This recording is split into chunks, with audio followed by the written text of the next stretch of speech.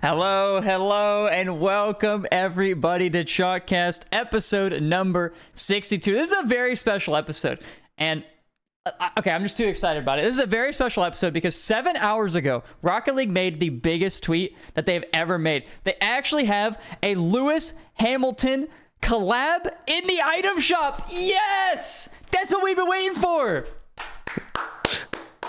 Woo! And it's blue, it's purple, and yellow, and it looks awesome. Does it actually have anything related to Lewis Hamilton? No, well, it's probably like a helmet or something of his. It's a decal. I don't see him anywhere. No, I don't see him either, but it's a decal that matches his Fortnite skin. Come on, guys. He is physically in Fortnite. Well, not actually him, but like he is an AI generated model of him in Fortnite, which has a skin, and then I'm seeing the crossover then. The decal matches. Yep. Rocket League Racing. You can be Lewis Hamilton, hop in his car. Everything's happening. They're gonna have the people hopping in the cars. Rocket League Racing, and Rizzo's gonna be a professional Rocket League racer as a Trackmania player. He's been practicing. Yes. Exactly, I've been practicing a lot. We're gonna have people hopping in the cars, but actually today, during this stream, we're gonna have people hopping in this call as well. We have Patreon members ready and waiting, and they have questions that they're just dying to ask us. They've been waiting forever, and I honestly, genuinely have no idea what to expect. They could ask us just about anything. We might, if they ask us something stupid, we might kick them from the call, but if they ask us something good, we could talk about it.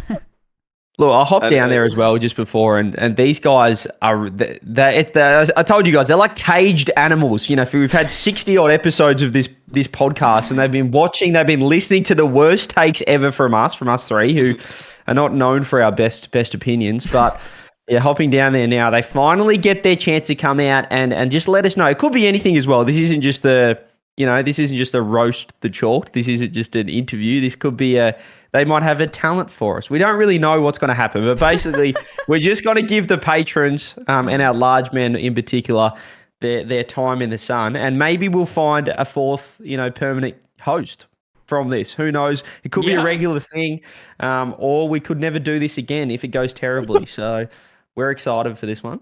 Yeah. Is this so? It's still open to more people being added, I believe. I think there's a queue skip system in place for large men, if I'm not mistaken.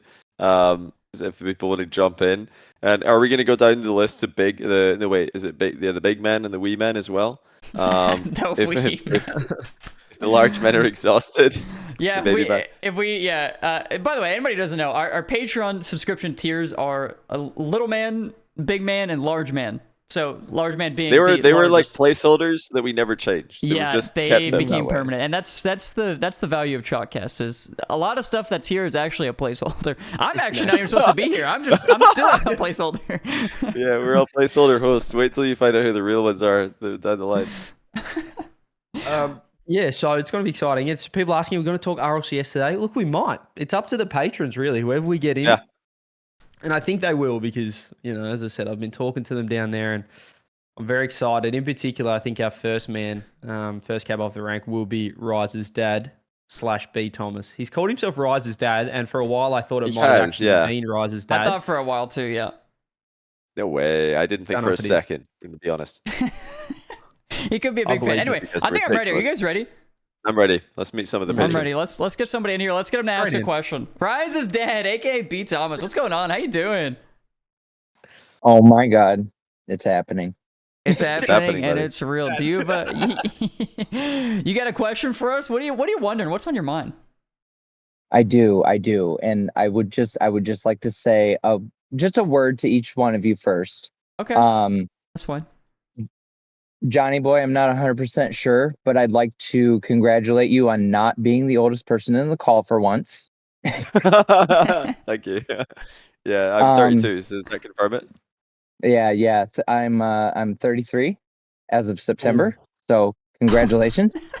You've got me. Old boys in the call. That's right.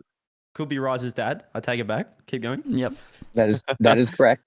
CJ, I just have to let you know that every time I listen back to your call in Zen's final shot in the World Championships, it does bring a little tear to my eye. You did a very good job.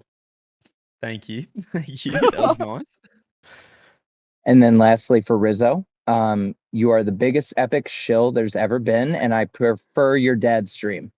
Thank you. That means a lot. That means a lot to us. So Thank do you so we. much. Like, you really got a Hey. good stream, unironically. Check it out. Rizzo's dad. No problem, Debop. Um, So, anywho, my question or more proposition is, I listened to not the Yummy episode, but the one prior, and the one thing I'm wondering is, we left off with the idea of league play being brought back into Rocket League. And I wonder if there's a way where we can basically model league play after European football, where each region has its own domestic league. And then I wonder also if you could bring in sort of like a Champions League where regions play sort of like a home and an away game in a playoff format for the best teams. I just wonder. So- I know pros have said that playing away ping is terrible and they hate it, but given the state of Rocket League and where it's been recently, I wonder if that's something that could be amenable to all the parties. Ping's a tough one. That's a totally different. That's like two. I would separate those personally because some connections are kind of playable across servers. Some of them are really not. Different sides of continents make it totally different. There's a recent guy Diaz has popped up, a Brazilian player who plays US East with like 88, 92 ping. That's a lot easier than some of the other Brazilian players who play with like 140, for example. So everybody would just have to. I guess if that was the place, everybody would have to move to like the best like all server location. That would be really, really hard. But for your first point about the league play following like European football leagues, so in Europe, every like nation has its own football league system, and the top leagues teams all play against each other in the Champions League. So is that kind of what you're suggesting? Like the French Rocket League scene would have its own league, and the UK scene, the German scene, etc., and then all the best teams from each league would go to a finals kind of stage? Well, I would say that I'm relatively new into Rocket League. I've been playing a little over a year now, and I've been following the pro scene. Like I do love it. I love all of CJ's takes with all of his what Rocket League can be on the highest level. But I don't know if each individual country has enough teams to make that a viable setup. So I was thinking more along the lines of just like European, NA, SAM, MENA, I and see. so like all of those regions have their own domestic leagues where they have a top 16. Everybody plays each other twice. It sort of holds those. So like Rise had said that when Vitality and K Corp play each other every other week, and it sort of diminishes the value of that derby, as you would say. You only do it once here, once there. It's spread out, and then the sort of, as I said, Champions League format that would allow bigger teams from different regions to play in. Maybe that could be the the LAN setup. Right. You know what I Okay. mean? Yeah, I see what you mean. That's interesting. I mean, ping would make it very, very difficult with how Rocket League is right now to do it like between regions. But I mean, if everything's regional online until you go onto LAN, that's like kind of like what it was before the open system. There was just a league, and what that did. We can only really compare the past to what's currently in place, the open system. It kind of acted like a filter. So there was only a set number of teams that could, move up a level, move down a level, and 1 year on from the league going open, pretty much all the top teams except Vitality in Europe were completely different. They'd all changed. There are some players that had stuck around, but so many players just immediately got replaced by players who are more deserving, better than them, because there was no longer that kind of like protection, the buffer of the promo relegation. I don't know if that would happen again now that we've had that happen once. I think the top teams are more deserving now. They are actually very good. So, you probably wouldn't have it happen to that level of extreme. But my question, I don't want to go too deep with this, but my question is it really a bad thing that we get to see, KC Vitality a lot because some people say it's a bad thing. We see it too much. It's less important. We see it every 2 weeks. I don't know if it necessarily is a bad thing. I don't know if I would agree. I like seeing them play a lot personally. That might just be a matter of opinion, but that would be my question to the panel: is it a bad thing? Because when it's used as an argument, it's kind of just presented as fact. When I don't actually think it's a fact that it's a bad thing they play as much as they do. Maybe there could be a balance, but I don't think league play is just like a blanket better thing. But yeah, what do you guys think? Is it bad that they play too much? I think people forget the league played sort of dead rubber weeks where there were just bad teams playing or they couldn't qualify. And you really didn't want to watch. People remember the good times of league play where it was like the final week and it was like the two top teams playing or teams playing for the spots. So I think I don't know. I still probably on the side of I don't like people playing so much because you sort of like the head-to-head loses interest when it's like 52 wins to 46 rather than, last time they played, they beat them. It's like, it has a bit more merit in league play. But I kind of wanted to just quickly touch on the Champions League idea and move it into esports in terms of why don't we have like, the Counter-Strike has the ESL Pro League where you could qualify and then everyone flies over for a month to a certain spot and you basically have like a league. Obviously it's a shorter time period, but you basically have like a pro league, like you get, like I know there's like an OCE team goes over an APAC team and stuff, and you got the NA teams, and having a little like mini pro league, I guess internet. That's kind of like a Champions League format. I could see that happening rather than people playing on ping from everywhere. Like it'd still be sort of like a LAN, but it's just everyone coming to the same country or region or state or whatever and playing a bit of a pro league stuff. So playing more into the third-party tournament organizer as opposed to everything is RLCS, because that's one of the other things I've heard the pros talk about is they like these off-season tournaments and they like participating in them because there's no RLCS points accorded to them. So sort of continuing that idea into a regular season. Yeah, is that what you're saying? It's just something, I guess it mixes it up a little bit, and I think Counter-Strike for everyone has to be sort of the not the pinnacle, but it's kind of like the case study I think, or the model that most people or most esports would want to follow from at least what I know and what I've seen from those guys. Just with the variety of events, how not everything has weight into it like RLCS does over the whole year. And just kind of like how we had it back in 2019, Rizzo. I know you were a big fan of that one. All the dream hacks, we had E-Leagues, we had WSOEs, we had Gnarlies, like stuff like that. Just different events, keeping it fresh. And BTS. BTS as well. So that was the year. I think one of the biggest things about like the off-season tournaments is that like why players like it is, I think, preferably they obviously would have RLCS over the others, but it's nice to have the third-party tournaments because they can actually like make the choice on if they want to play or not. Whereas RLCS is a constant, like especially what it was last year, it was a constant like 9-month period where you could not really take a break. Like if you took a break, then you would screw your team up and your org up and your fans and everything. So like you can't really just like not play in an RLCS event because then you actually ruin your entire season. Yeah, that's interesting. No, Rise has died. One question. So you mentioned Rise. I think Rise at the end of the episode you're referring to. He did say that you wanted to talk about league play, bringing league play back, and we immediately ended the episode because we knew that would probably add another 2 hours onto an already 3-hour episode at that point, if I recall.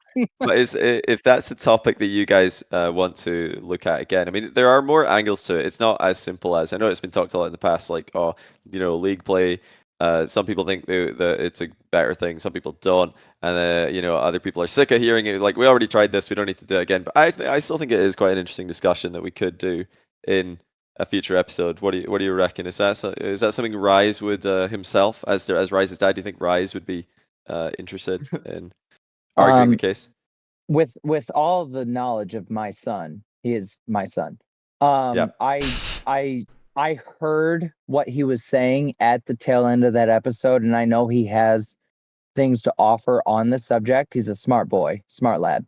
Now, as a viewer of RL Esports, I did not mind the format as it was this last year. I enjoyed it. I look forward to it every couple weeks. I didn't mind it.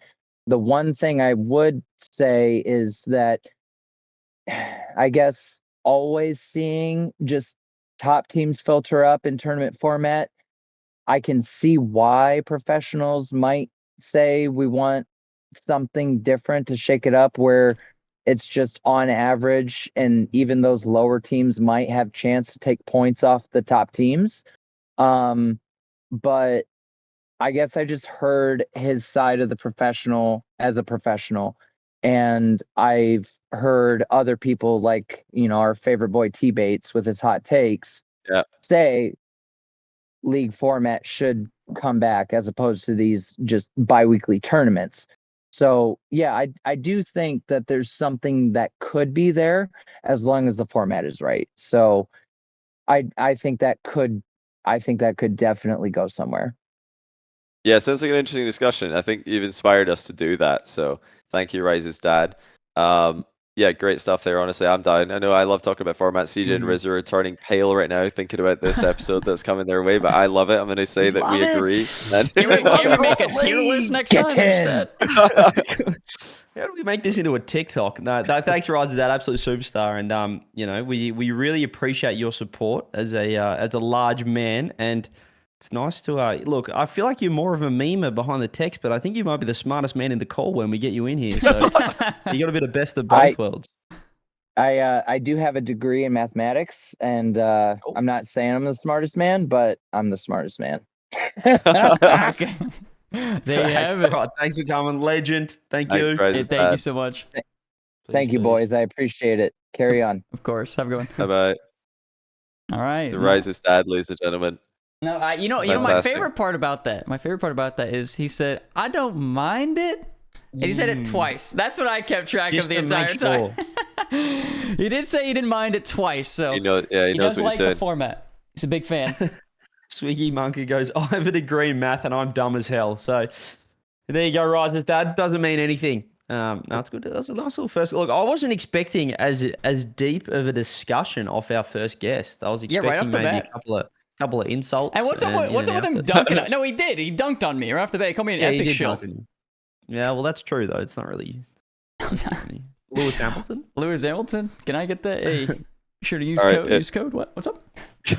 It looks like next we got Phoenixy, who is connecting via PlayStation. No So way. That's gonna be cool. Phoenixy, can you hear us? Give me 1 second. Okay.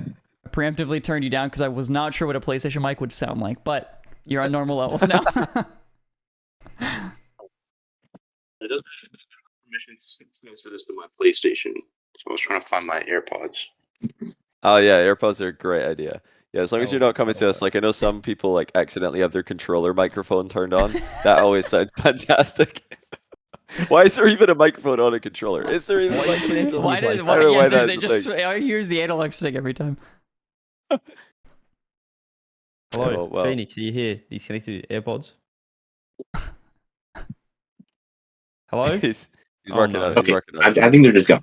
I don't need There my we go. AirPods. A full mic is fine. Yeah. Yeah, we can hear you. Yeah, we got you. All right. Okay, so my question is, it's like I really enjoy watching Rocket League and stuff, but what I've always enjoyed is like extra modes, watching pros play extra modes specifically. And I don't feel like we've seen a whole lot of that. So my question was like, would you guys ever like host any of those? Because we had like Twitch rivals and stuff where they played like Drop Shot, with like a pro and a content creator, and then I guess we NFL kind of Gridiron had winner over there. NFL Gridiron Games champion right here. Hey, that's me. yeah. I Oh yeah, we think- had also like the Porsche thing, but that was sweaty. That was pretty sweaty. Yeah, that was sweaty. Like you know exactly what that was. That was rigged. That's why me and Justin got fourth, because it was rigged. But I think one of the biggest things about extra mode tournaments is they did it for Twitch rivals for a while. And Twitch rivals had like some problems with like the length of the tournament, because sometimes like the old ones would go for like 8 or 9 hours and people would be like, man, is this thing ever ending? But besides that, they would do extra modes as well. And every time there is like an extra modes tournament, usually the feedback is like, we would like this a lot more if it wasn't extra modes.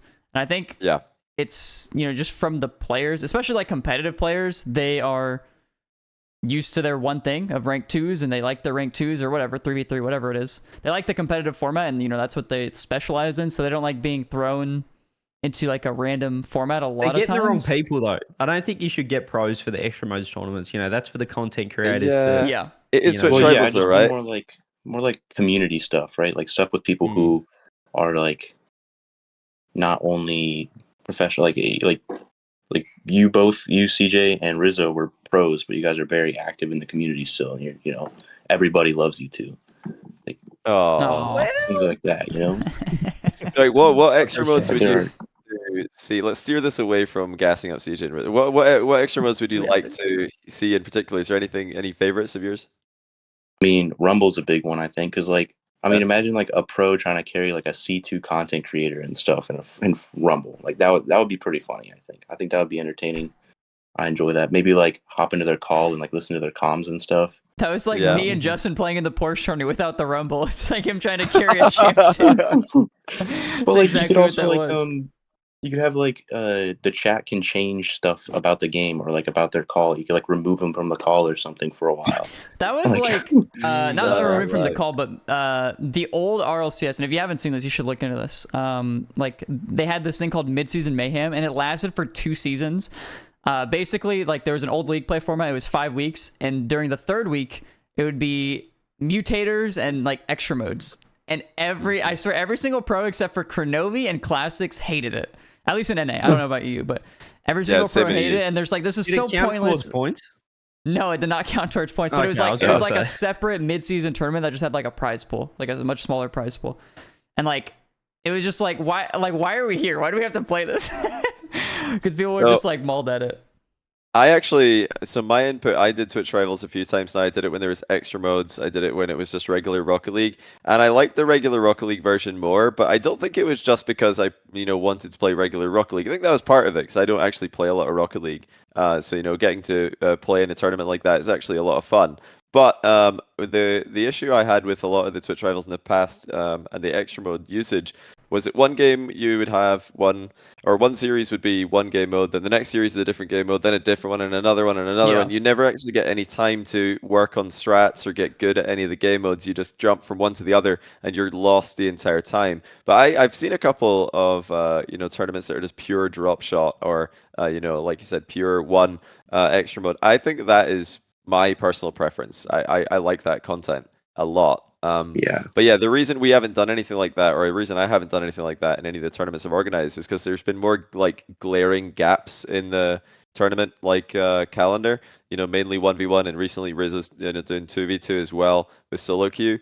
These are entire like huge playlists of game modes that have no tournaments at all, pretty much on the calendar. So I mean, massive mine's been great. players. I've been enjoying that a lot. Oh, yeah, I'm glad you Solo enjoyed it. queue? Solo queue is going to be back on Friday as What well. about solo queue? You've been Actually- enjoying solo queue as well? We actually have a I have solo not- queue qualify. I You have have not not been watched enjoying solo it. You've queue not been yet. enjoying it. I will let you speak. That's what you I said. haven't watched it. Okay. Well, There's actually, there's a lot of qualifier to tomorrow. watch. I gotta catch up. Okay, fair enough. Fair enough. It's good. The It's qualifier stacked. tomorrow, though. It's stacked.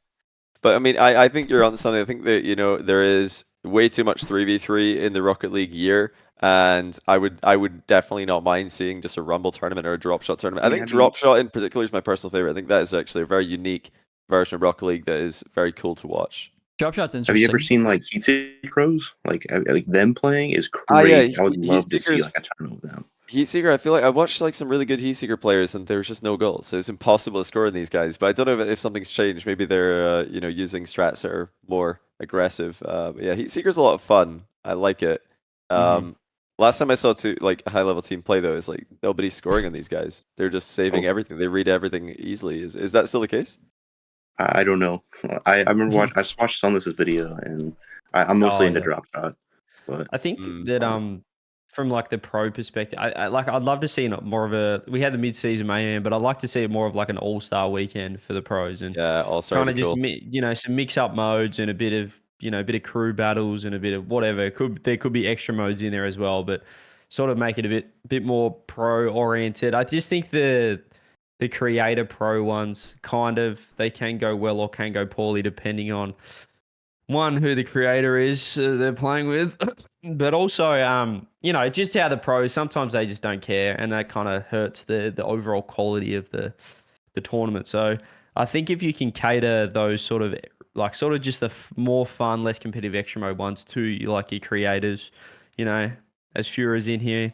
Guys like that man over there. So just some more creators that are worse at the game, that don't really want to, can't really see the competitive side. Maybe Like not who? going to be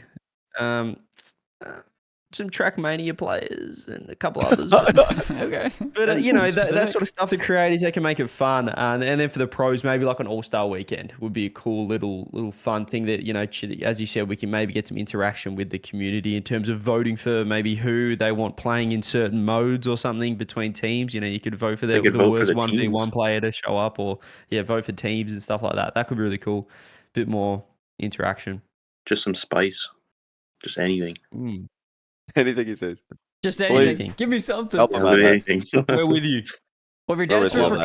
content, we got solo queue qualifiers tomorrow and the main event the next day. If you want to check that out, and be sure to check it out. I wouldn't mind it. All right. You wouldn't mind it. Thank you for coming Thanks, Is it- Phoenix C. You don't want to watch? Is he muted? What's up? Oh no, I'm sorry. I mean, what It's is all good, it's the all good. format of solo queue? What is it? It's Oh wait, no, I remember what it is now. No, never mind. It's like 6 mans but 4 people. yeah, basically. Like 4 man. Honestly, it's just like solo queue. Just imagine you queued up for a 2's game, and that's the tournament format. That's basically it. You just get a random teammate, random opponents. I think I did watch a little bit of it. Oh, Unless okay. you're Daniel Well, in how beast about you mode, then watch you some just more? get We'll see each you other. later. Yeah, somehow. Whoa! Wait, what? It just dragged him out of the call. I didn't even know what happened. But he did nothing to deserve this. Phoenix C, I'm sorry. Like CJ just completely You've got to outrunning learn it. about the solo queue format. You've got to do your research. That's true. You No, just got a thanks, Carl. matchmaking That was- ban. But we do have a lot It's of good to hear that side of it. patrons to get there. So We do. But Let's thanks get it. Phoenix C as well for another very unique topic. Who's next? We got Heisen Le Premier. Heisen, if that's Hello, how I pronounce hello? your name. Hello. Yep, that's right. Now, Oh, boys, yep. I've got a question for hello. you before you have a question for us. If I'm not mistaken, you are someone who CJ was chatting to all of the patrons earlier before we went live, and he came back up and said that this guy's got a European accent, but he couldn't really put his finger on it. And I think he was talking I about you. see. Yeah, that'd be me. But no, it's not European, it's Brazilian. He's Brazilian, CJ. You're off by an entire ocean. Listen, I'll make him feel better about it. I live in Quebec, so I speak French, so maybe There that- you Ah. go. there it There is. you go. I knew I could hit some French in there. Oui, merci. There you go. Still you not Europe go. though, just for the record, CJ. Still not That's Europe. close. It's French Canada. Close enough. Sorry to Oh, derail that oh, though, Heisen. I good. believe you had a question or topic for us. Yes, it'll be more directly directed at you, Johnny, because you talked about it a couple episodes ago. But I'd like to get the opinions of the other boys as well. You were talking about how you see Rocket League with the potential to become a tier 1 esport of sorts. It has that appeal that to you would be enough for it to become a tier 1 esport, the likes of League of Legends, Valorant, CSGO, whatever, right? Like now CS2, I guess. I don't think that's the case. I have a few reasons why, and I'd just like to hear what you have to say about those reasons, right? Yeah. The first one would be that the game is incredibly niche. There's nothing to come from to Rocket League, whereas with every other big esport, they are part of a bigger genre. So that's one. Second one would be that Rocket League has the biggest skill gap between being a new player and being a pro level player. Whereas with a shooter, you can see kind of you already have an idea of how to play the game just following pro gameplay. In Rocket League, you go from not knowing how to use ball cam to being like Zen, triple resetting in LCS against Rule 1. So that kind of intimidating skill gap can make it really hard for new players to pick it up as an esport. Third point, I think it's an easier one. It's just that there's no violence. Esports generally have violence between players. This one, not so much. And I have demos, sure, but it's not the same as dropping 40 bomb and control. It's not the same thing. And the last one would be that Rocket League tries to appeal to a sports crowd without being a real sport. So you have a game where people don't really have that sort of I grew up rooting for this team. They're from my city. That's why I like them. That's why I support them. But at the same time, it's trying to be a sport. So I feel like these reasons are some of the reasons why, as an esport, Rocket League can be tier 1 without having a massive, casual player base that will never come if Epic or Psyonix don't put more work into the casual player base. Yeah, that's a very well structured argument, and thanks for putting it together so thoughtfully for us. The first thing you mentioned, I think, was the niche factor of Rocket League, right? How it's Yep. a unique game. I think, I agree. Short term, that doesn't help Rocket League with, collecting fans from other esports because it's so different. Nobody's going to just check out another shooter, another MOBA, another type of game that's similar to the one they like. But I think long term, it could be an advantage, actually. I would argue that that's a good thing if we talk, right now, esports is so young. If we fast forward 10 or 15 years, you could be on, I don't know how many different versions of, shooters, MOBAs, whereas Rocket League is just in its own lane. And that, could actually in the long term, I think, be a good thing. But I mean, we'll never really know. There's so many bigger factors that, probably will influence whether or not Rocket League stays at the top for that long, and we can start to reap the benefits of, people just being familiar with it from birth. I've actually forgotten, what was the second thing you said though? I just said that like, the game is way too difficult for new players to pick up. Too difficult. There's no transferable skills. Yeah. I don't know if I agree that Rocket League's like the most well. I've played quite a lot of games, and I've been pretty trash at all of them when I first started playing. I don't know if I would say that I can. A lot of games I've watched, I'm like, I don't even know what's happening on the screen. When I first watched competitive League Legends, when I was in bronze, I'm like, yeah, I don't know what just happened. There's just like a flash of abilities, and now one of the teams won. Like, it's so hard to tell. I felt like I was so far separated from understanding what was going on. Compared to Rocket League, when I first started playing, I was absolute bottom of bronze. But if I watch pro play, I know what's going on. I can get it. I don't know if I would agree, but As yeah, a viewer, that's I probably see. Yeah. yeah. That's an interesting topic though. What do you, Rizzo, CJ? Do you have any memories of being bad at Rocket League? Were you just good from the beginning? I don't recall. Well, no, we're all terrible, but it's more that you pick it up and you're like, oh, I can see 2 goals and see a ball. Like I can show my grandparents and they're like, okay, this makes sense. Whereas you can show them League of Legends and they're like, Yeah, sorry? I think when I first picked up League of Legends, it was more of a learning curve than like it was more of like I had to think about every single item, ability, champion, like every single situation, towers, literally everything. Whereas like Rocket League is like just hit a ball, just hit the ball, and hitting the ball is the hard part. Like I sucked at that for sure, but I definitely sucked more at League of Legends, and I had to think about how to get better. Like there's this whole structure to it. League of Legends isn't even that hard of a game either. It's like, what have you got? 7 abilities, 1 character. You can lock your camera to screen. It's not even that difficult, really. You just run down a lane and try and kill minions and the other guy. Like compared to some other games, like if you talk about difficulty, I mean StarCraft 2, that is a difficult game. Like I remember the first time I played StarCraft, I was bronze. It's way too stressed to do anything. Never mind, like even think about how to win the game. It was just a totally different experience. And then you watch, pro play, and you're like, what is going on? These guys have, all of these different armies and control groups, and so much is happening in different places. And I'm playing the game, and I'm my screen's in one place, and nothing's happening. Like I really feel like Rocket League was for me more accessible, but I guess it just depends on what games you've played in the past. Because, like I said, shooters are also one of the games that have the advantage of being understandable. I think that's one of the advantages of CS:GO and other shooters like that. Just like Rocket League, even if you're terrible at aiming, you can still understand the concept of aiming.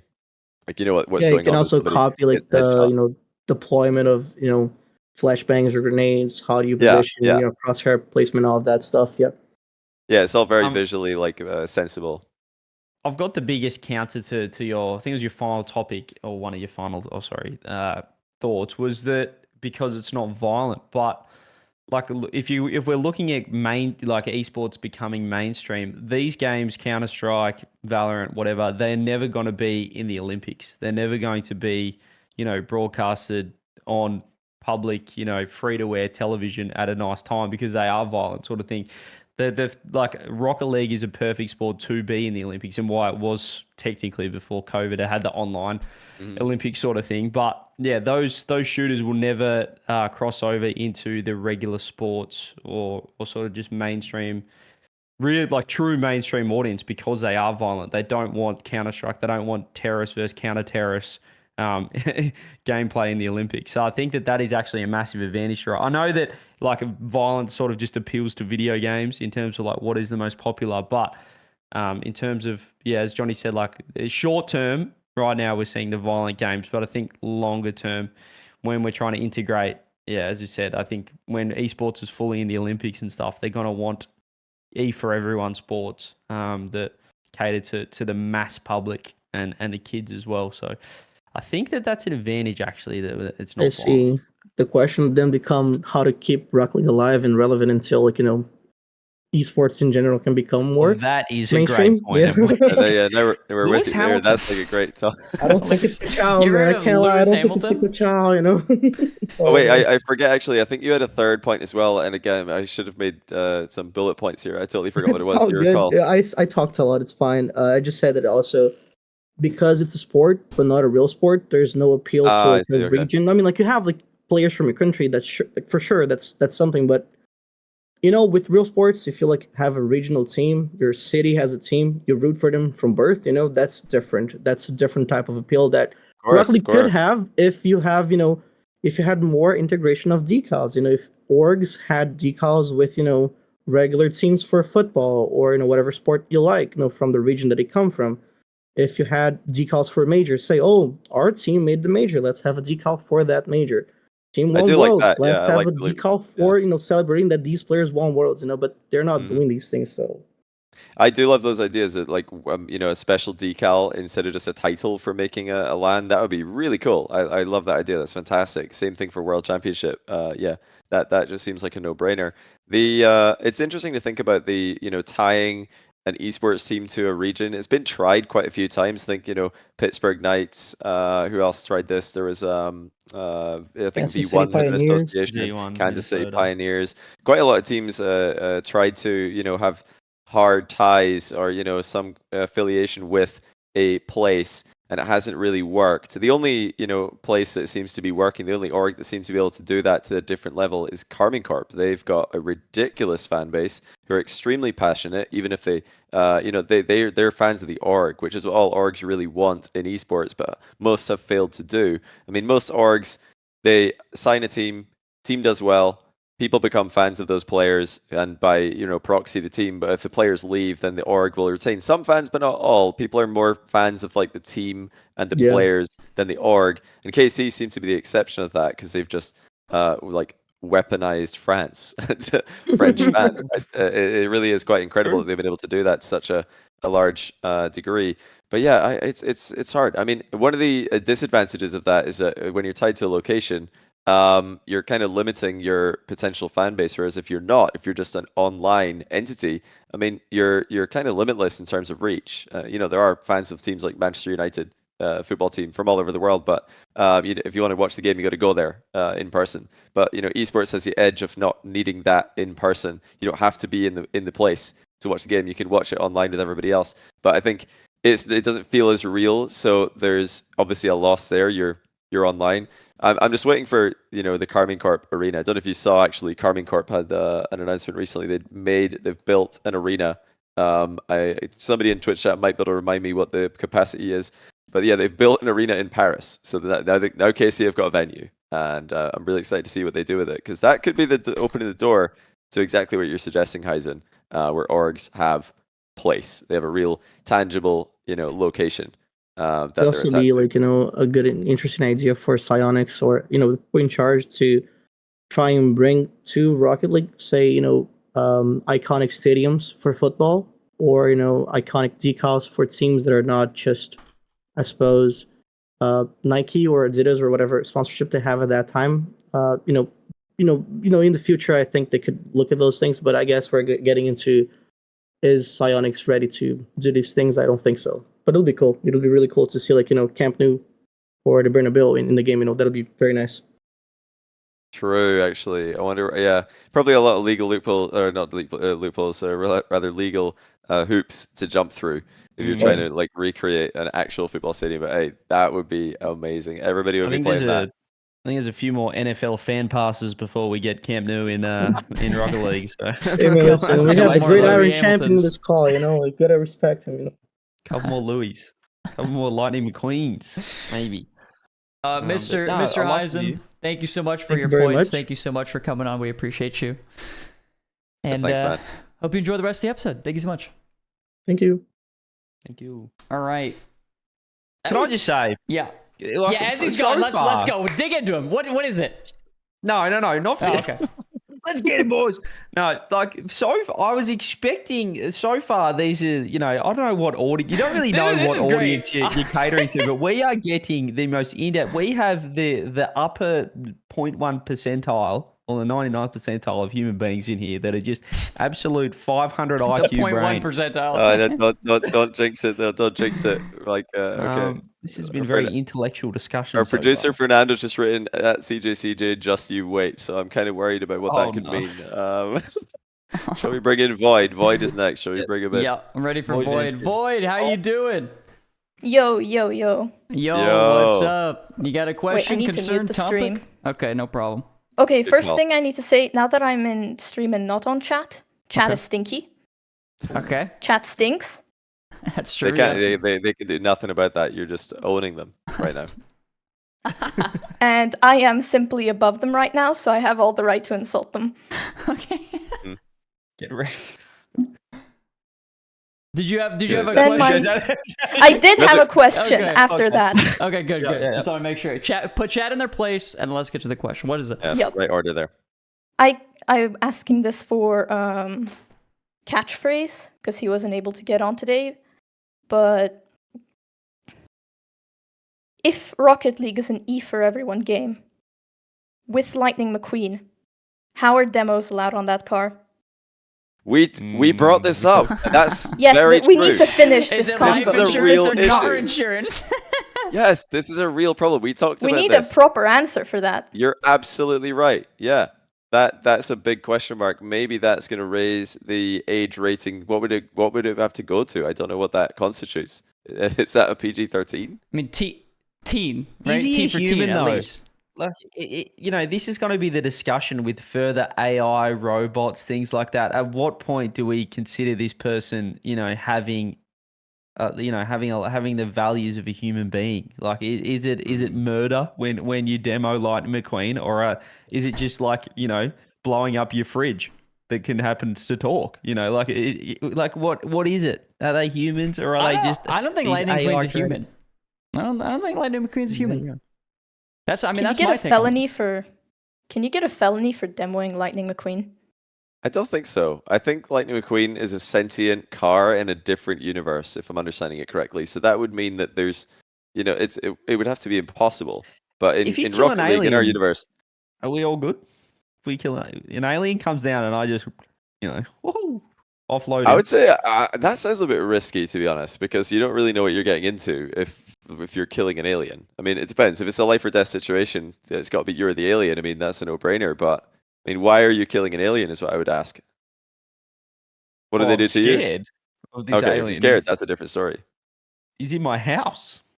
Okay, he's in your house. There's Okay, that's totally different. I thought you were just like randomly stumbling on an alien and you decided to end him, but no, I think you're Make him a good. cup of Invasion. tea. Welcome him in. maybe- Look, I maybe think aliens we've like gone Become away friends from the with the Lightning aliens. McQueen. Yeah, no. So for Lightning McQueen, I think you're fine. I don't think you should feel bad about demoing Lightning McQueen. In fact, I would encourage it. I think it's a good thing to do. Just demo Lightning McQueen, demo all cars. I love demos. Demos are great strategy. Schedule So we should bumping. encourage car murder.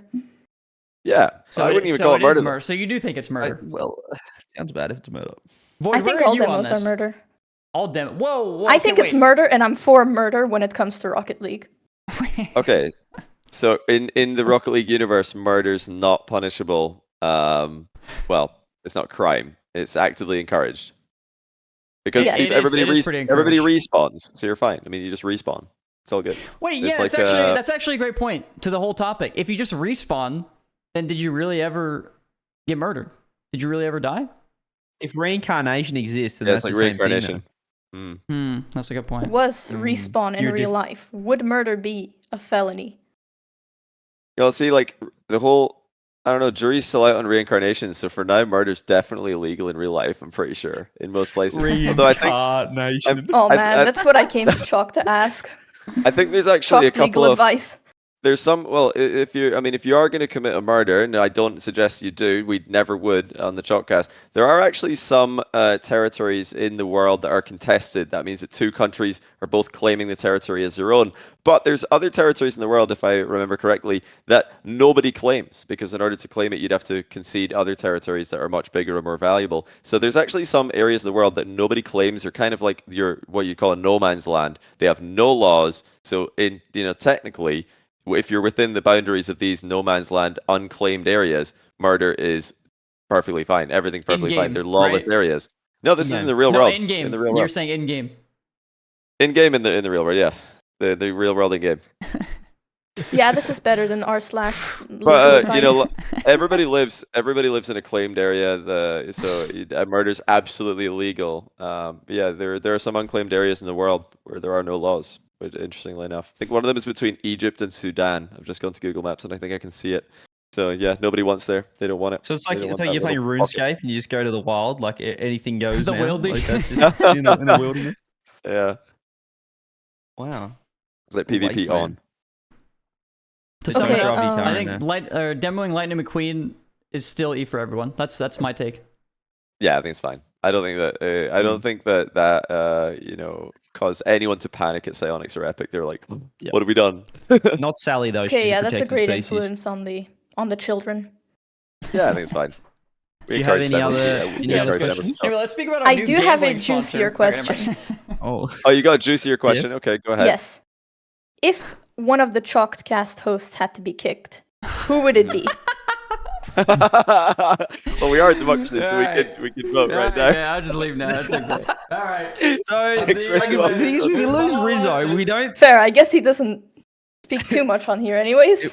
If we lose Rizzo, we don't really lose anything to do with the actual live production of the show, but Except we for do the lose the person stream. that hits the start streaming button. So Yeah. it's honestly he is the man. He's the production. So He started all this. Um, He made it. That's true. yeah. Fair. Give him his flowers.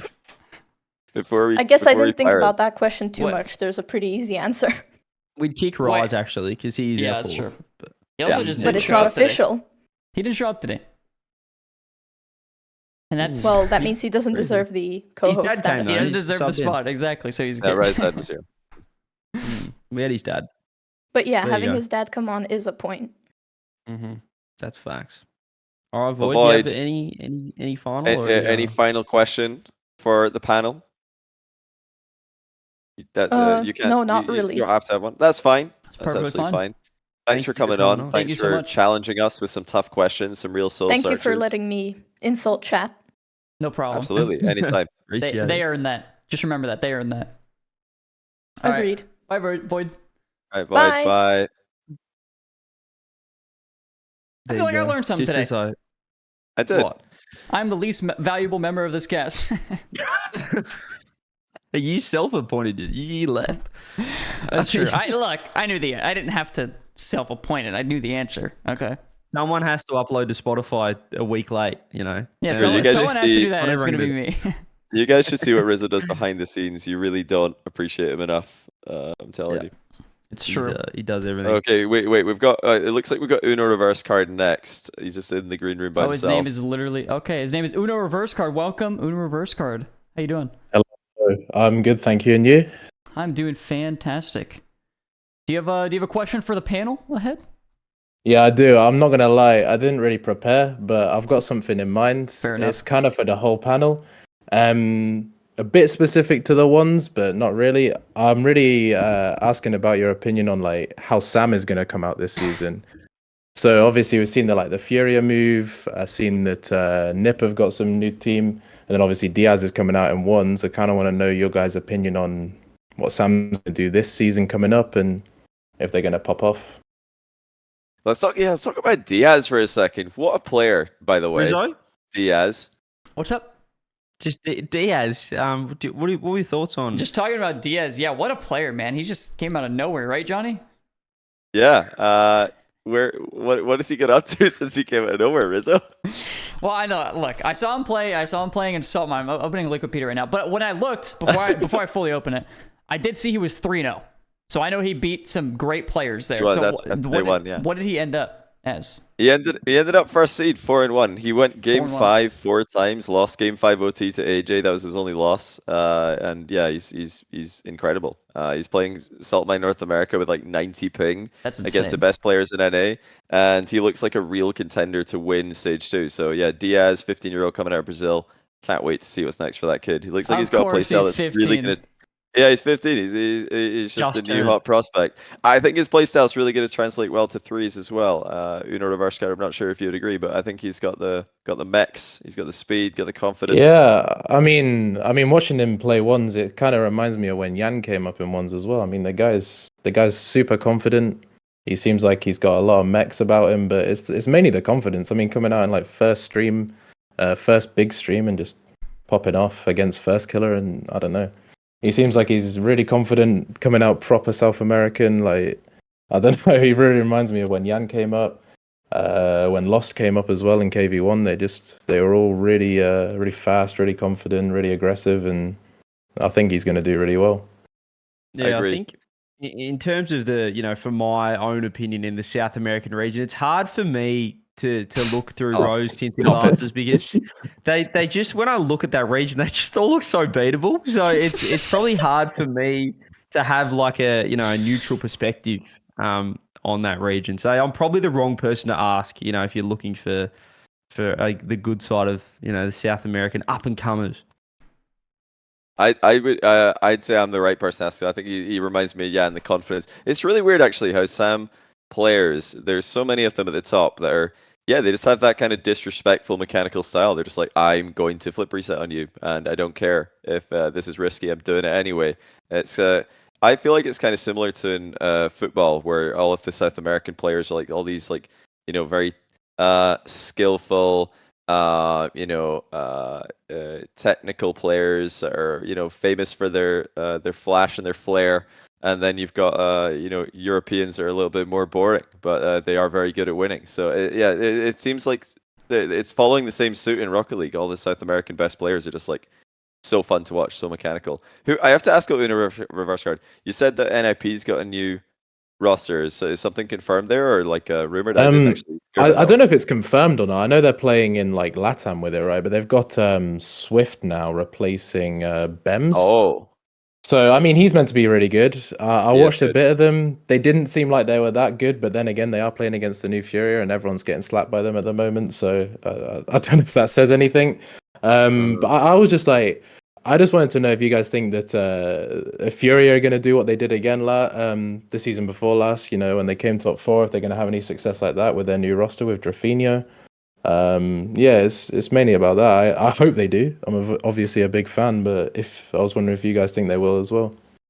So that's Drafinho, Yan, and Lost. I mean, Drafinho Where's is the my best boy player. gone? Just Yeah, quietly. they got rid of Is he Card, by playing the way. anywhere?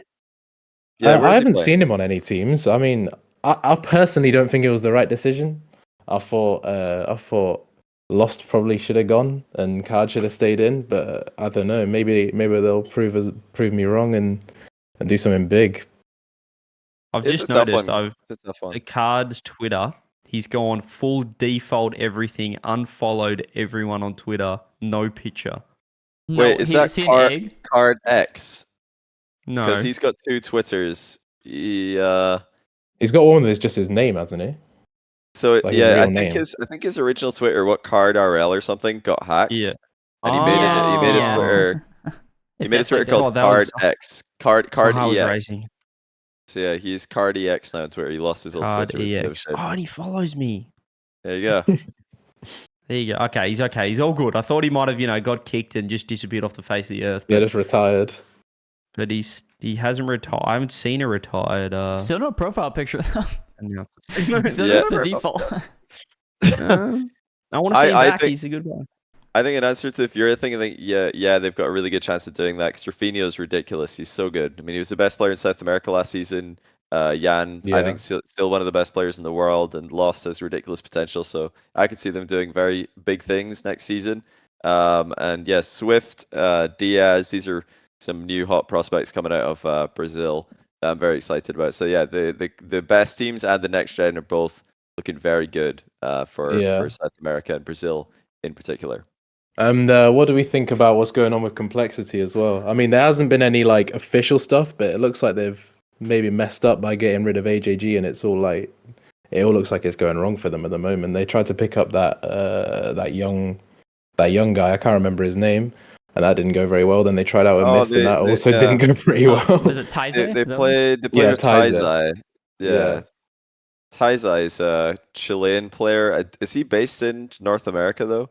Yeah, I think he's doing uni there or something. Yeah, so he's if he's in university, he's must be a little bit older, apparently 19. Yeah, so yeah, he's decent, but I don't know what their plans are. I don't know if they've announced anything, but I would assume they're still looking. Yeah, the Mist, when they played a Mist, they didn't do all that well, but didn't they only lose to the rumored new G2? Yeah, I think they did, but I also think they got slapped. I don't remember 100%, but I'm pretty sure they got slapped. So, for me, they look like they're in a pretty rough spot because I don't really know how many people they've got left to try out.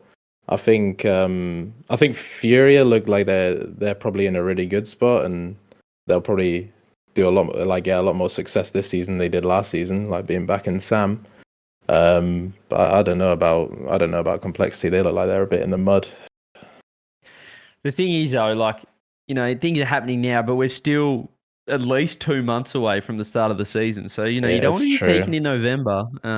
But yeah, from what I saw, I was just looking at the results. I didn't actually watch the LATAM stuff, but Furia looked to be doing stuff pretty comfortably. Like they're dropping one game, if that, to most teams. So we'll see if they can continue that for the next couple of months until the season starts, whenever the season starts. I mean, I got no idea, but they certainly do look like they're popping off over there. But Dorito's rumored to join, apparently. Oh yeah, I think that makes sense. CRR Dorito had a lot of success in multiple teams, so that'd be cool. I feel like it's the opposite. Do you know? I feel like they've tried that like 5 times on separate rosters, and now it's just now it's just lost. I feel like Dorito. I think I rate him. I think Dorito. He's had like his moments last season where he was world class, and then other moments where he was just terrible. But I don't think the problems were mechanical or individual. I think it was more to do with the team environment. Like at the end of the season, G1 were awful, but I mean Oli just looked really good actually in the off-season tournament, flip and spin with Moist.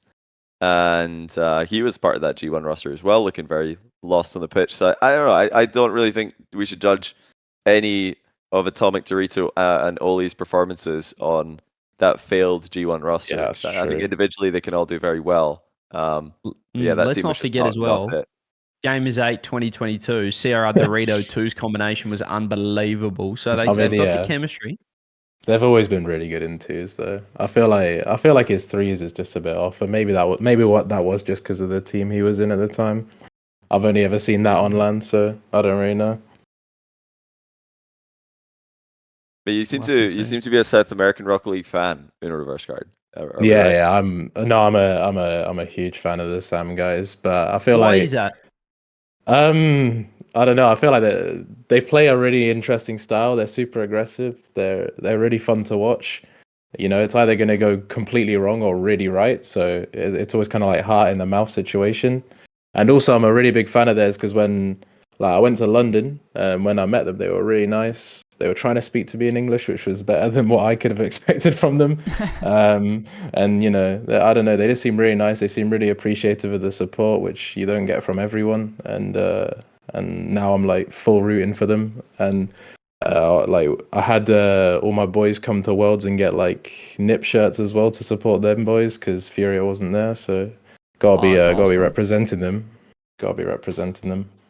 Sick. Good to hear it. That's nice. That's such a feel good thing. They're just appreciative of the support. You love to hear that. Oh yeah. 100%. Uno, thank you so much for coming on. We appreciate your questions. No, thank you guys. Of course, yeah. We will. We'll see you soon. Yeah, see you. Thanks, Enjoy the rest of the stream. Peace. Question: will we see him soon? Will Uno come back? He should come back. That guy had some absolute killer questions. Although I don't understand Sam questions all too much, but it was a great question nonetheless. These are great topics. I'm very impressed by the by the preparation of I'm the. surprised. Yeah, and actually, no, impressed. dude, I'm telling you, this is great. This has turned out to be honestly flawless, and we have 3 more people left, so there's still potential for it to be ruined. Hopefully, nobody ruins it. Fernando, who do we got next? We got C-Rob. we got Rob. C-Rob, here he is. He's in. We got Big Rob. What's going on? Hey, what's up, guys? Hey. So I think my first question is actually kind of calls some Oceania knowledge into question. So CJ, if you don't mind fielding this one, why didn't you save Jazzo?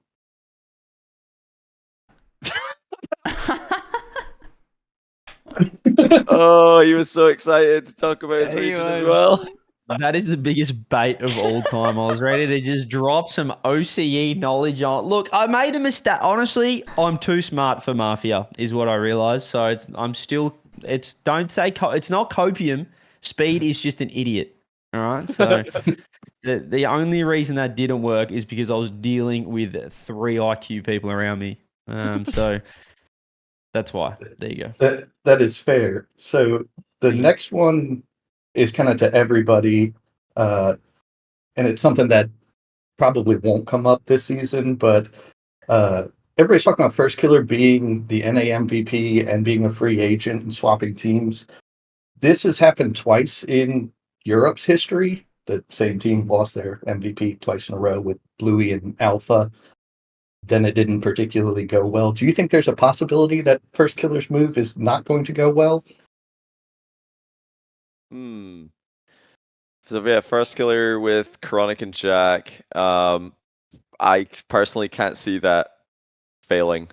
First Killer's looked so good on every team he's ever played on, and this is the best teammates he's ever had I would say by far. So I'm very convinced on paper, and on top of that, I really like the vibe I get from First Killer right now with the they did a stream to announce. I think Dazarin did a stream to announce or to do an AMA about the announcement.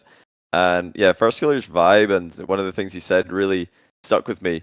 He just seemed very happy, and that's always a good thing. But one of the things he said is maybe he's looking forward to maybe seeing what it's like to have somebody cheer for you at a LAN. And I think that is actually going to happen. I think First Killer is going to, get support at LANs because he's finally not on FaZe. FaZe, such a controversial org. A lot of people were, booing FaZe, not the FaZe players. They just don't like the org. Too much controversy, too much drama recently, too many scam allegations and all this stuff. People just didn't like. A lot of people didn't like FaZe. Some people love FaZe, for the record, but they were a controversial org, and some people would boo them at LANs. And then other people would join in thinking, yeah, why not? I'm just going to boo this org. But yeah, now that he's on Gen G, liked org, teammates who are very popular, and I think First Killer's done a good job, kind of putting himself out there a little bit more, coming out of his shell. Yeah, I think he's right. He's going to have people cheering for him, and that's got to feel pretty good. So personally, I'm convinced. I think they're going to be very good, very competitive, not just regionally, but internationally as well.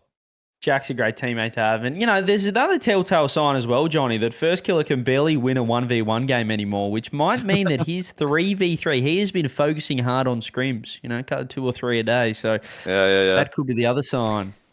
Actually, speaking about their 3v3 specifically, is they have denied playing in 3v3 tournaments because they believe so hard in the honeymoon period. Did you guys hear that? No, is that why? They're saving it. They're saving their honeymoon period for what I would assume is when RLCS starts. I love it. That's a long wait. So I think if anything, since they're saving the honeymoon period, they're gonna pop off right off the bat. Okay. And maybe they teeter a little bit, but I don't see that team doing poorly. To answer your previous MVP's question. Too good. And I think for the first time as well, First Killer might not feel like he has to, lead the team. I know for quite a while on his tenure on FaZe, he was trying to be a leader, trying to lead the team, trying to improve in that role. Now, I don't think he'll feel the pressure to do that. He can just relax because you've got another experienced player in the team with you, and apparently Jack. And, Chronic's had a full successful season under his belt as well. So, coming in as the new player on a team, I think it's going to be a really good thing for First Killer. He's not, part of a 2/3 who's getting a new player, and now they teaching the new guy the ropes. He's coming in and learning their system and bringing his own stuff as well. I think it's going to be great. But yeah, Zero, what are you doubting? First killer on Gen G. So no, I'm not really doubting him. It's more of just kind of one of those. If I had a nickel for every time that this went poorly, I'd have 2 nickels, which is kind of odd. Type situations. Yeah, like I'm not saying it's a lot, but like it's strange that it happened twice. Yeah, That's fair. I can see that. But so my next question is: it's rumored right now that Nas is going to be coming and joining Matey, which Nas is kind of a bubble player from EU. It seems odd that, from what I'm seeing, Frosty's joining NRG, Wavy's looking good, Nolly's still floating out there. Why do you think a team like Matey is coming to North America and bringing kind of a bubble player instead of teams in North America picking up North America's own bubble players? First of all, I love that you're calling them matey. They were asking for it. Don't know what they were thinking, calling themselves matey. I was gonna ask, is that actually their name? It can't. No, it's not right. They want to be called not positive. No, it's matey I think for I'm sure. called matey now. I call them matey. I do actively call them matey because it sounds funny and it's a cooler version of the name in my opinion. But that aside, okay, Nas to matey. Rizzo and CJ, thoughts? I like EU bubble players are just better. I'll just say it. The NA bubble it's it's got a little bit of it's got a say it. It's not quite hitting the spot. You stole the words right out of my mouth. Keep going. But EU bubble is there's some players over there. I remember just demons. I'm going back in the day, but I don't want to say that I discovered Queso, but they weren't really much of a team when we went over. We screamed them. Joy always hitting triple flipper. He says, "I'm like, who is this kid?" And now look at them. Like there's a lot of hidden gems in EU. I don't know if it's because of the different communities and stuff, but obviously NA have good talent. But is EU safer, Rizzo? Is it a safer pick to get an EU bubble player? It's a big move. Yeah, it is definitely a big move. I think, obviously if the player wants to head over, I think it's pretty, it's just a better move in general because you could have a player who has been around for a while, but I think taking a risk on an EU bubble player in general is probably just a better move. Just because you kind of know what you're getting if you're going for an NA player that has been around for a while.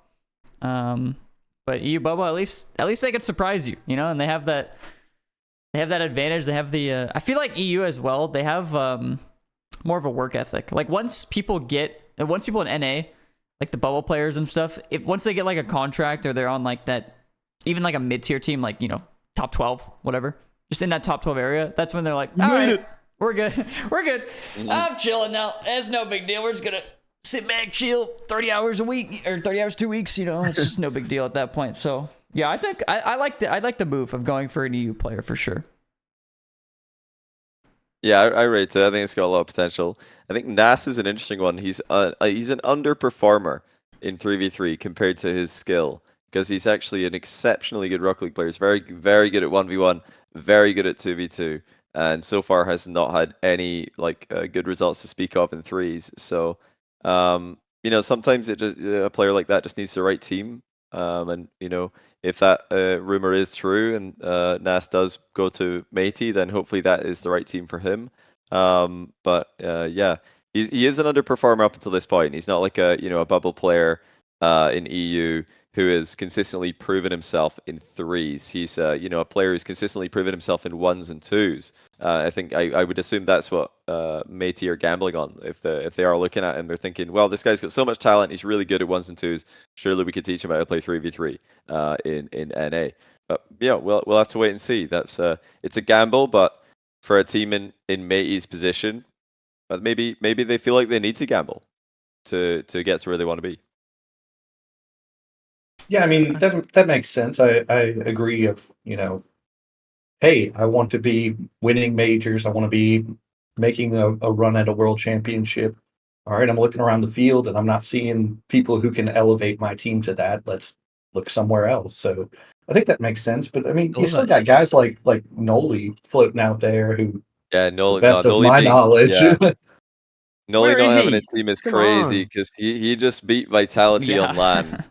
He just beat Vitality on LAN with Rise And and carried. Atira. I was like carried, Yeah, but he played he was insane. unbelievable. That He played last game. really, really well. They were great. They looked like a perfect fit for that team, and he's worked so well on so many different teams over the past couple of years. It's almost a given that whatever you could just plug Nolly into any team. He was a KC stand-in for Flip and Spin. For anybody wondering, it wasn't a tryout. He was a stand-in for that event. But yeah, he put up a really good performance. I think a lot of teams will be looking at him after that performance if they weren't already looking at him before then.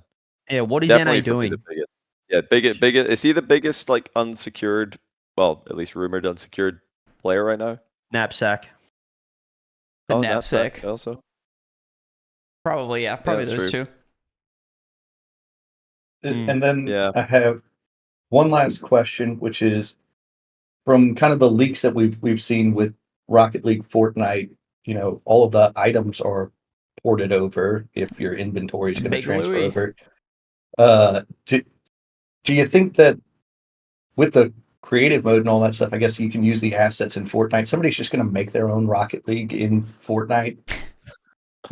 I don't. Yes, I think 100%. There's going to be Rocket League versions and variants in Fortnite. I don't know if it'll be as good or work the same. Maybe it's better. Hey, who knows? Epic Games, Hey. come on. You know they can cook. You know they know what they're doing over there. So maybe they make a better version of it on Fortnite. That'd be sick.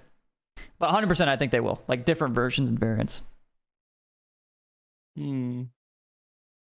Scary, Well, but exciting. well, Scary. hopefully, that also means that Unreal 5 Rocket League isn't too far behind, since I would assume that's a pretty large part of the task. Is Never porting over, assume, like Rob. 50,000. Never assume. So I was trying to Assume is not the best This- word. I would say hope. This guy still thinks UE5's coming. That's funny. Oh man. No, we hope as well, bro. I We hope hope. so too. We hope as well. Big Rob, Please. thank you so much for joining. Thank you for the questions. All right, thanks, guys. I appreciate Thank it. you, Rob. Yeah, have a good one. Thank you. What an absolute, Look at this. what an absolute What a bang. bash. Honestly, I didn't even think about like the Fortnite, the Rocket League and Fortnite thing, and now I feel like there's gonna be 100 different versions of it that I have to try. I have to give them all a go. Lethemir Yeah, could you- be the new Psionics. You know, he might just make the best version of Rocket League in Fortnite. We're back. And we'd be so back. Oh, we're gonna need to see so many YouTube videos about Rocket League and Fortnite, and I thought it's the No. craziest version. It's such a good title as well. It's gonna get clicks. Trackmania Rizzo could be one for you. We've got Rocket League and Trackmania? Robo Null though next, Rizzo. Robo Null coming in. Robanol, welcome. Robo Null. Robo Null? Hey. Robo Null. What? His name also Yeah, says what's- Scott. Why don't you just call him Scott? Come on, Scotty. Big Scott. Oh my god, How you doing? this is surreal. Hearing y'all like in this call, this is unbelievable. Such a big fan of you boys. Sorry to glaze. Yeah, no, it's all Appreciate good. I it. do the same when I'm around. Please keep going. Yeah. Thank you guys. This is unbelievable. But yeah, boys, I'm in college, but I'm not a CRO player. I'm a solid C team man myself, so proud C team. And so I'm a captain of it, and I've had time struggling benching players or making roster decisions. I'm wondering if you guys in your careers were in that position where you had to make a decision, how you guys kind of went through with it. Rizzo?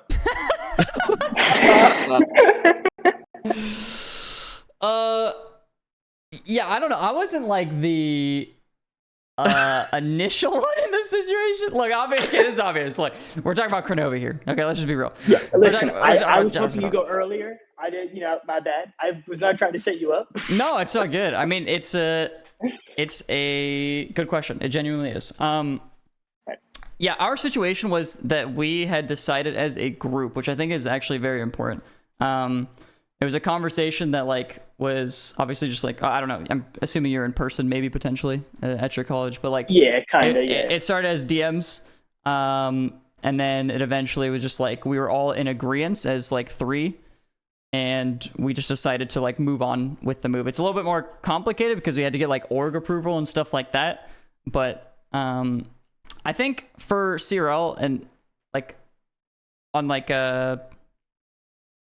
more like Academy League teams or something like that, like lower division teams, I guess, I think it's important to know that, like, if the person wants to work through it, I think it's valuable to work through the process with them and like their gameplay and, you know, getting help with like coaching and stuff like that, especially if you have like 3 teams. You said you're on C team, so like A, B, and C. Like A and B could potentially help you guys to like get like the, you know, rotations down and all that stuff.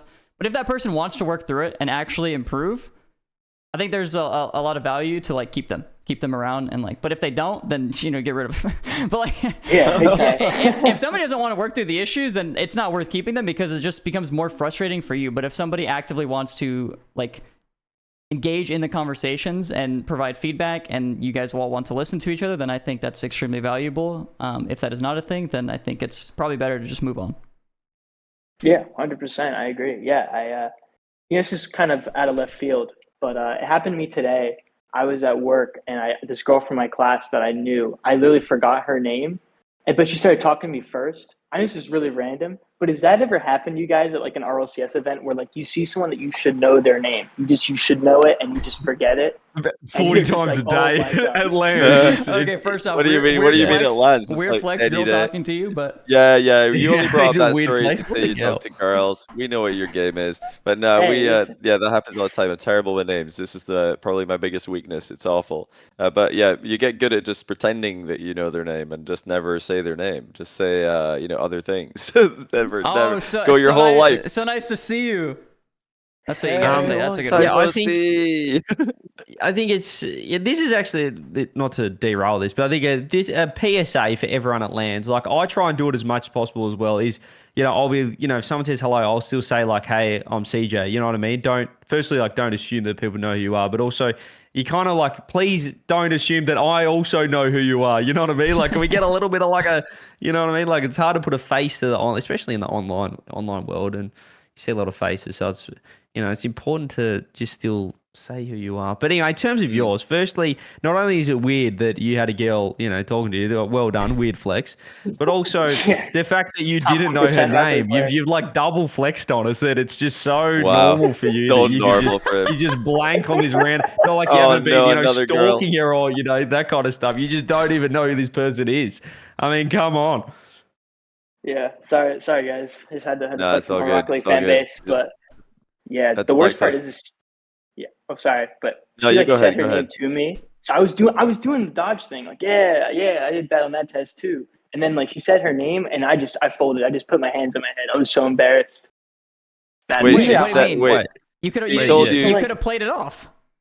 Well, the thing is I asked her what section of the class she was in, and she's in my section. Because I thought I had seen her from like an exam, because like we take all of our exams with all the sections together, right? We have like different class times. We all take them together in like a big lecture hall. And I thought I recognized her from the exam, but it turns out she's in my exact class. And oh my god, I felt so bad. Actually, I worked on the group quiz. How did she know that you didn't know her name? Like, how did this come up? Did she like, do you know who? Like, say my name. Well, like she could tell that I was a bit awkward because I was at work too. That does kind of make things a little more awkward.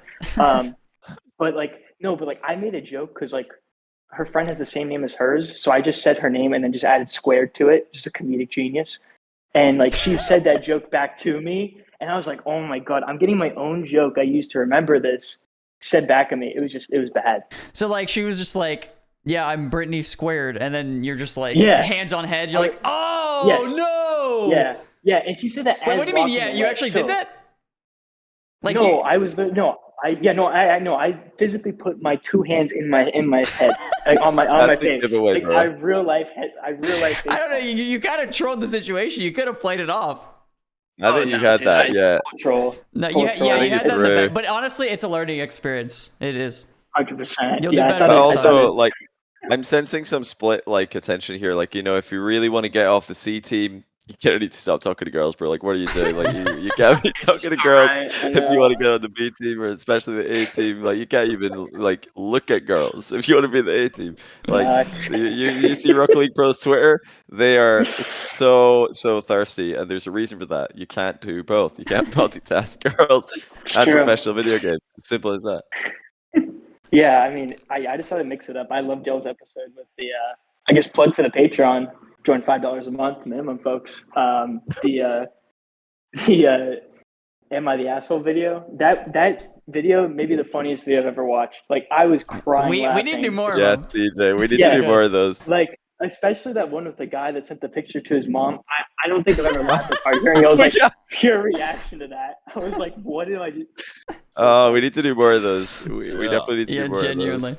I love that Patreon shout out, by the way. We appreciate that. Thank you. Yeah, that's Of course, actually of course. that's the first time ever that a Patreon has shouted out the Patreon. It's usually just starts like, "We swear it's good. We swear it's good." Thank you, though. Appreciate that. Absolutely. Listen, of course. I only asked for 5% of new subscribers. It's all good, dude. Just send it over in Rocket League credits. All good. Have your people talk to my people? Yeah, we'll send it December 20th. Yeah, we'll trade them. We'll trade them on December 6th. Next. Oh month. shoot! Yeah, I forgot. Oh, that's unfortunate. No, deal's yeah, already I don't- sealed. We appreciate that. Yeah, I don't know. I'll throw in one more. I also have you guys seen like the Rainbow Six Siege format of things, how they do worlds and everything? No. No. By any chance? It's pretty. To be honest, it's kind of a bad question to ask because I haven't looked into it fully. But from the way I look at it, it's a lot of very much weighted by each region, and it seems a lot more tailored to each region when it comes to their open events and stuff. So I'm kind of I'm honestly hoping for the next season that Rocket League does that more. Not only give Mina more spots, but also just tailor things to regions more. Oh, Because that I feel like makes it's sense. too much copycat like to each region. I think it's kind of Yes. like Agreed. you have to. Yeah. It's always tough to do a format change where you're like removing regions potentially. So like, if your region doesn't perform well, then you might get one spot. Like that's always an odd thing to do. Like I'm saying for like OCE or Oh, is that OCE, what the question was? No, I not didn't think that was the necessarily, question but at he's all. saying it's weighted, as in like I would assume based on performance, but it's weighted in some way to where a region can get less spots or more spots. Okay, I'm not a fan. Yeah, Not default fan of that. I thought you meant like different regions and different like regional formats, which I'm on board with. Oh yeah, it's kind of like that. They do so like for like the NA Pro League, they do like all invited. I don't know how that's determined. I don't know if there's controversy about that. But there's also like a last chance qual. But like also for like Mina, Like that? it's all open quals. Wow. So, Okay. Yeah, so it's fascinating. I mean, yeah. I think that's Different regions, different formats. I think that would be good because different regions have different like requirements, and it could be easier. But yeah, I think it's easier to copy paste the format than it is to come up with a unique one every time and approve it and all that stuff. So it would require more work. yeah, big time. I've been missing the season. Not gonna lie, I've rewatched the same like Squishy Muffins video, them scrimming Vitality, and convincing myself they're gonna get a major spot. The copium is not gonna die, dude. The copium is not gonna die. Aqua is gonna be the greatest mechanical player to ever touch the video game. I believe it. Look, I love the Oh, Aqua my badge. days. It's a standard take from the CRL C team sort of member. Leave in the region. Dude, that thing's on top, bro. Just wait. I know we lost CRL Worlds last year, but they're coming back, bro. Trust. Love that. You're gonna be the change my that we need days. for CRL. I believe in that, Scott. Thank you, Scotty. All the best with remembering girls' names and that C team debacle. Making the B team as well. Good luck, bro. Yeah. Thank you, Yes, boys. Scott, thank you so I- much. got this. Good luck with women. Of course, man.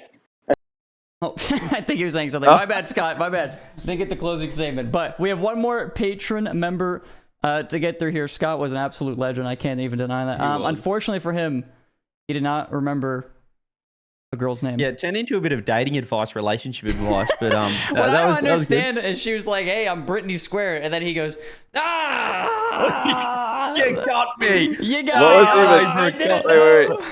What was even the first question? I remember there was a question. Oh yeah, about like Rizzo went off on a great educational and really I think a very good answer about how to bench someone and how to discuss improving as a team. And he's like, yeah. So anyway, I talked to a girl today. I forgot her name. Honestly, he did That not was care. really He was good. just trying to put me on the spot, and he really wanted to ask the second question. He was just trying to I find a thought way to you- segue it. I thought it was a really good answer as well. I was like, well done, Rizzo. That's really great advice. Now let's talk about girls. Fantastic stuff. Okay. Last one. I love We that. got So one good. more. It is Nullcorp. Nullcorp. He is one of Welcome the in. most active people in this Discord, I'll say as well. Nullcorp, how you doing? Gentlemen, how's it going? Whoa, that- Oh, Yeah, yes, what I the knew, fuck? I knew we Just were all going to do copied. the same thing. What a voice on this man. Wow. what a mic as well. Love the quality, studio quality. Thank you very much. How's it going?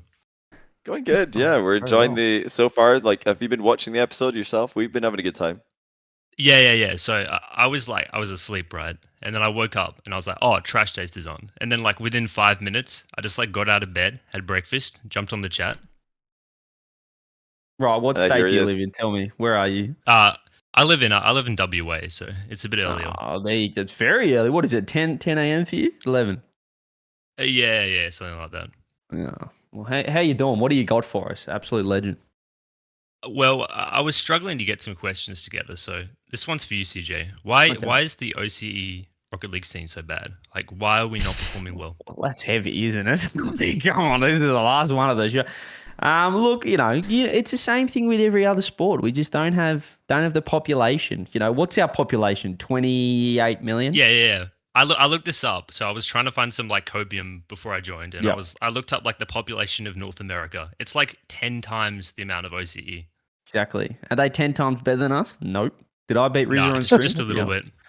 So, it's we punch above our weight still, but people just consider all the regions to be equal. They're obviously just not equal based on population numbers, culture, like location with ping. Obviously Europe have a pretty big advantage and they're all pretty together. And America is a bit more spread out, but you know what I mean? We just do it tough, but what do you want from us? Do you want the Chiefs back? You want a 4th place at Worlds or something? Yeah. Like top 2 would be good. We're gonna take out like Top two? Vitality Wow. or KC, something like that. Do you think Mm. 24 teams is gonna help us? Oh, I don't think as 60 in teams could Worlds. save you.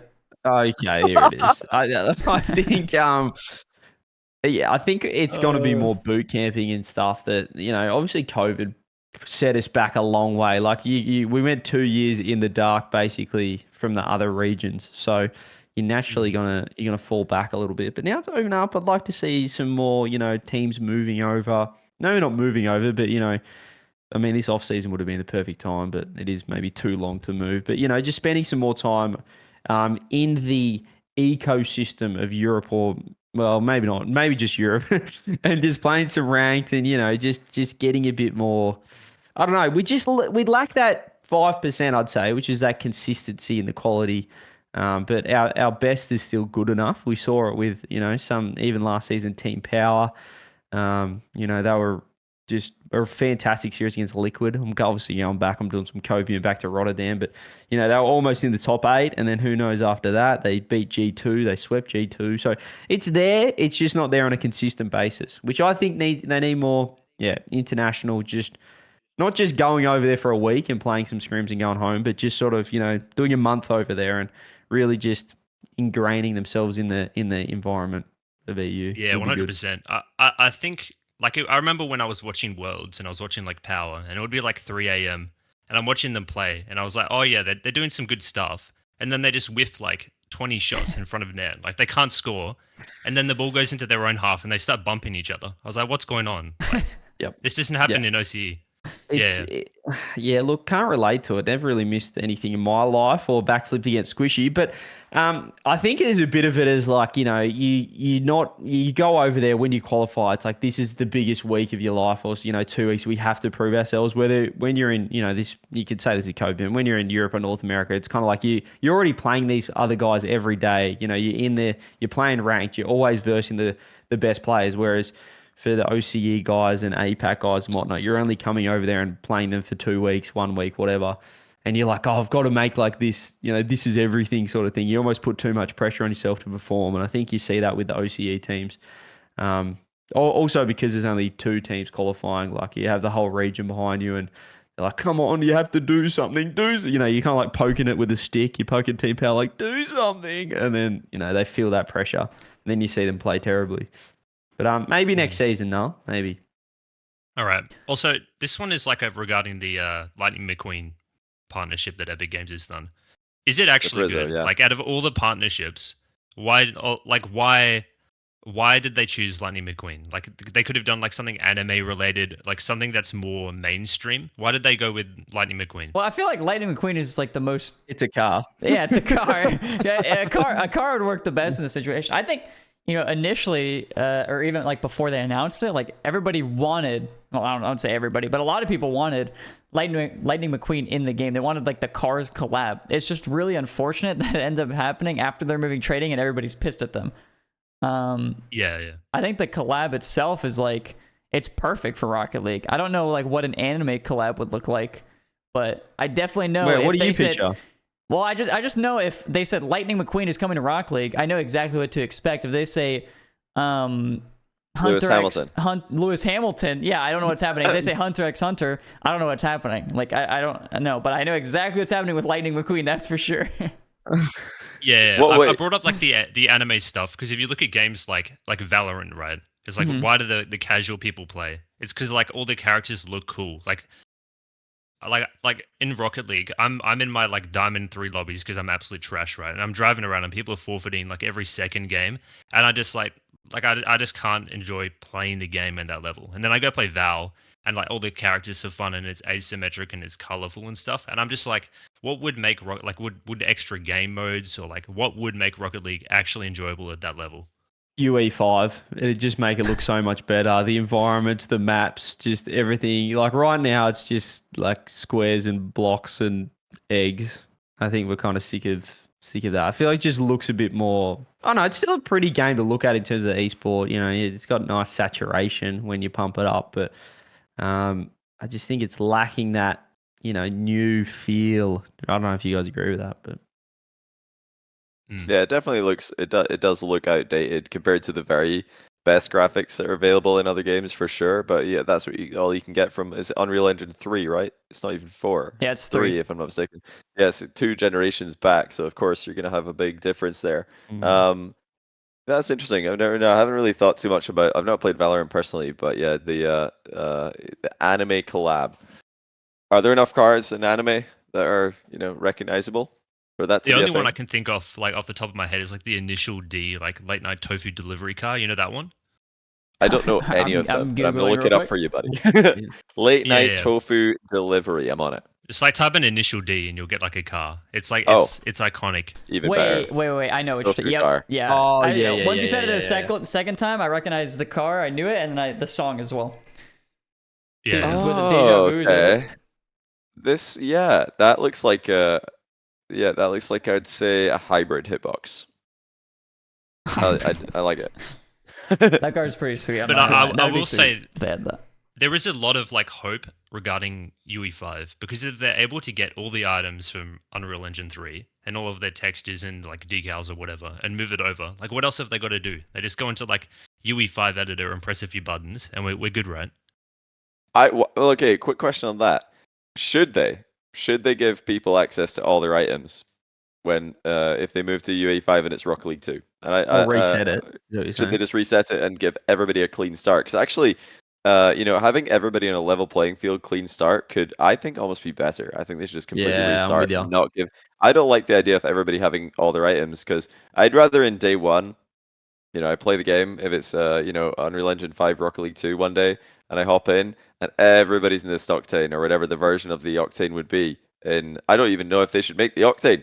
Honestly, I think it might be smart to just make it completely new and everybody's brand new in it. Because then I know for sure if I unlock a hat after my first game, I'm putting on the hat. I'm wearing the hat for the first time. I've got that game 2. I've got a hat on, and everybody should be like, "Oh my goodness, check out this guy's hat!" Like that would be it would be fun again. It would be like That was it would be like going back to day yes. one where you're just chucking on a hat or like, "Oh my I goodness, look just at these got new wheels I nostalgia. got."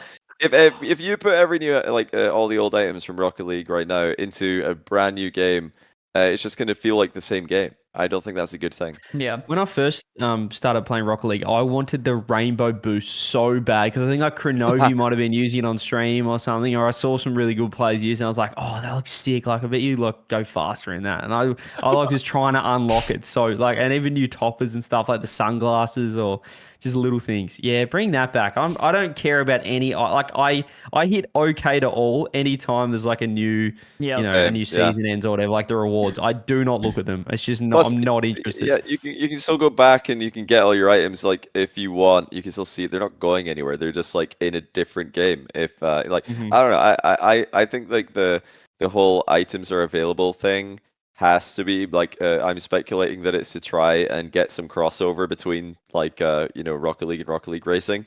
But if Rocket League 2 came out, I would really hope that they don't. Personally, I hope they don't share items, and it's just completely brand new. Everything's new. None of the items are the same. Just totally new game with a better engine. I was actually against that initially, but like the more you talk about it, then I'm just like, yeah, wait, it'd actually be so cool to have just a brand new clean slate. Like I remember how excited I was to. First off, I think what got me is you saying they just shouldn't even add the octane, because I think it would be really cool to just have a brand new set of cars completely different.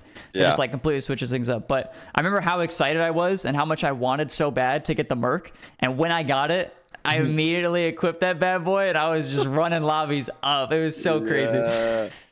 Imagine like they start off with brand new cars, and in a year or two, and they release the octane. It's like, oh my goodness, the octane is back. Like, I don't know. I feel like it could be way more interesting to do that, and it would just feel newer and fresh and different and exciting. It's also a lot easier. I remember when I first started playing, and I got like 100 hours on the octane or whatever, and I was like, oh yeah, I'm hella good, but I want to be a bit different to everyone else. So I got the Mantis, right? The Mantis has got that like plank hitbox, and I was like, boys, Cuxia pinch, right? So I just started doing that. That's all I did, and I felt so good. Like I felt original. Yeah, just the signature move. I love that. That's just a great way to keep it fresh. I mean, like imagine the new game, the new cars. They've all got, I don't want to say abilities, but they say they've all just got different stats. And like, some are stronger, some do better 50s. Obviously now all we have is hit boxes to determine what's better or what's not, but be cool if some like turned, maybe some were like a little bit faster or turned a little bit, just you could just have a bit more variance. You'd have actual goalkeepers in really tall cars.